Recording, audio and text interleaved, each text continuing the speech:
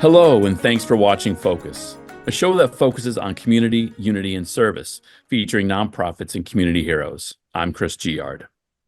March is National Reading Month, a celebration that encourages reading for all ages. Our next featured guest is Connecticut Humanities. They encourage curiosity, understanding, and critical thinking by providing leadership through grants, partnerships, and collaborative programs. My guest is Susan Muro, Advanced Manager and Program Officer. Susan, how are you today? I'm well, thank you. And thank you for the opportunity today. My pleasure. Let's start off by giving our audience a little bit of background information on Connecticut Humanities. Well, Connecticut Humanities is a private nonprofit organization. We're the state affiliate of the National Endowment of the Humanities. Established in 1964, NEH's founding legislation states that democracy demands wisdom and vision from its citizens. That's a really powerful statement and one that's so relevant today. Connecticut Humanities connects people with the history, literature, and culture of Connecticut.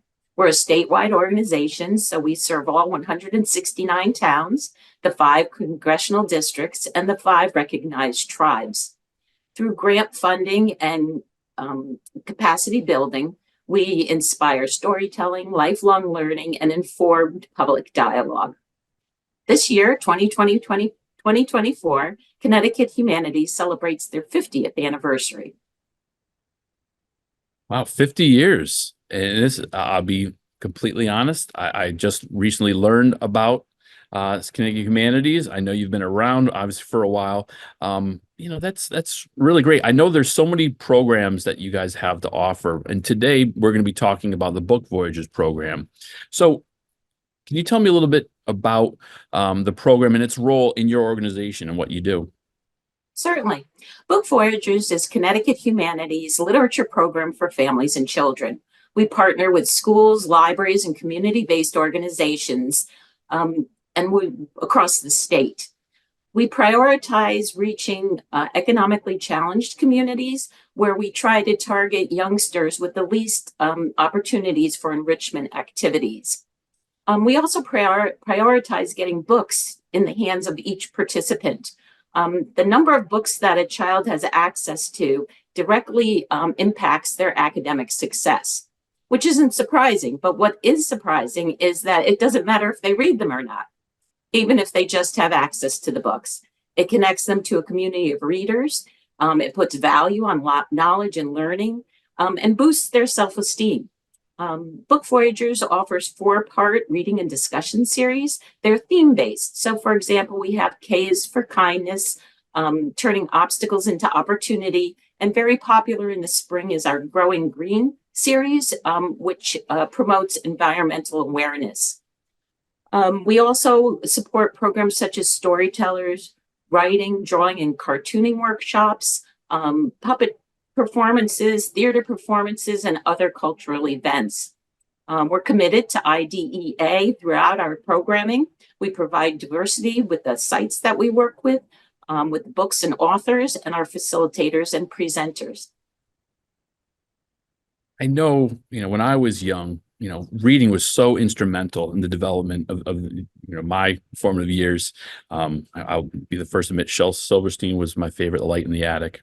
There's so many places in the state that can benefit from this. How many, people does this Book Voyagers program reach annually?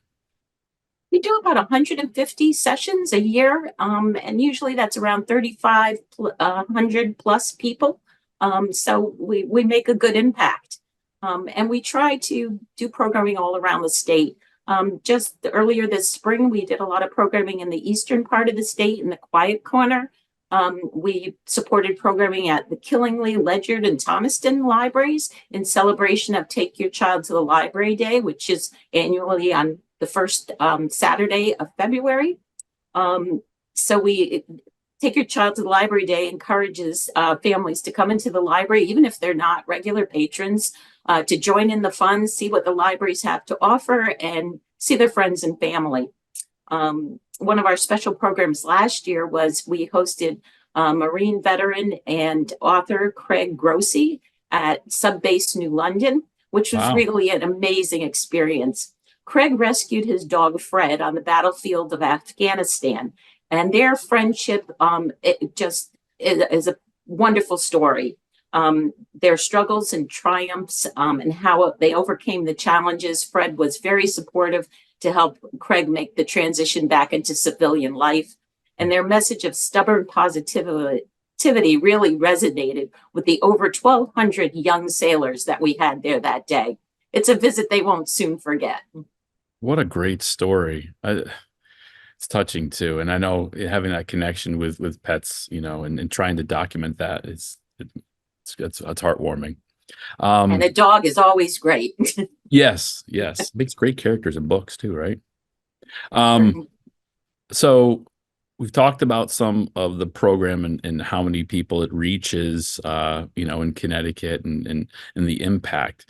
Um, we focus on sometimes how organizations pivot with technology, especially during the pandemic.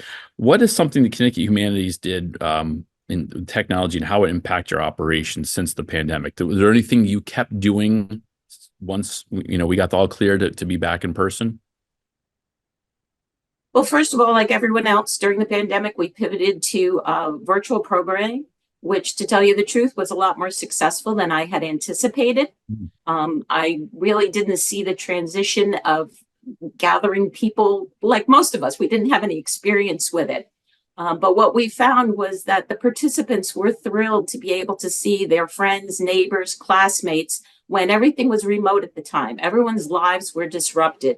So we found that not only did participants talk about the books and the stories that they were reading, but they shared their concerns and their anxieties about what was happening in everyone's life. After the pandemic, we went back to in person, and I think for book voyagers, the in person is preferred. They really like getting together in person to see each other. We do sometimes still use virtual platforms if we're trying to share an author event with a larger, broader audience. So that's been very helpful. As far as CT Humanities is concerned, our IT department really just made sure we had everything we needed to do our jobs throughout the pandemic, whether we were in the office, out of the office, whatever the situation. So that was really a plus. So if Book Voyagers is meant to be in person and is the most impactful, can you talk about some of these upcoming events that hopefully throughout the month of March when this program airs? Sure.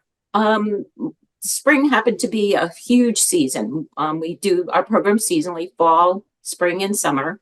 And somehow spring is huge. So just a few highlights. In March, we have some Connecticut authors. Jake Burke will be in Middletown. Janet Lawler will be in Bloomfield.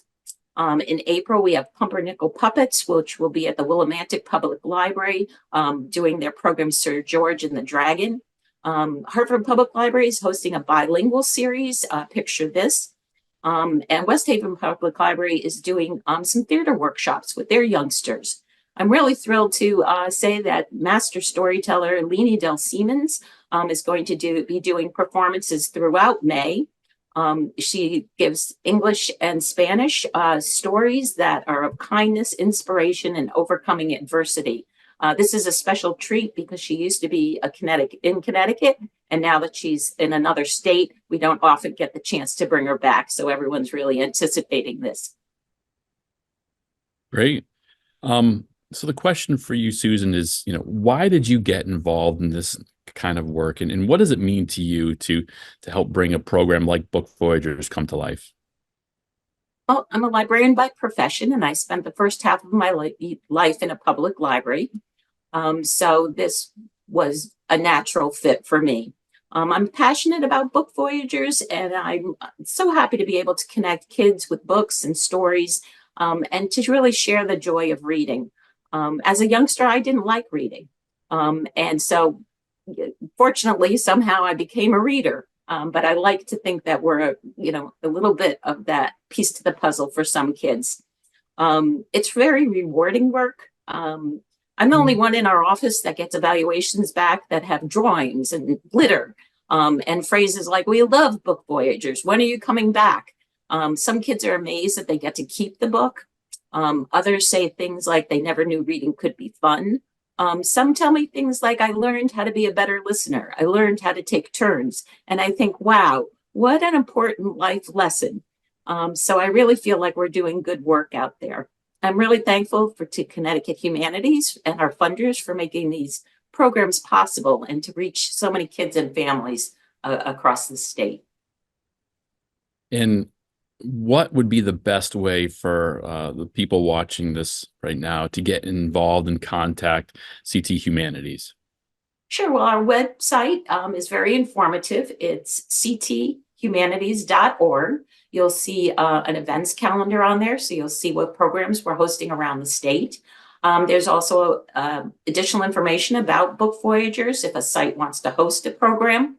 Or if you want to contact me, you can people can email info@cthumanities.org.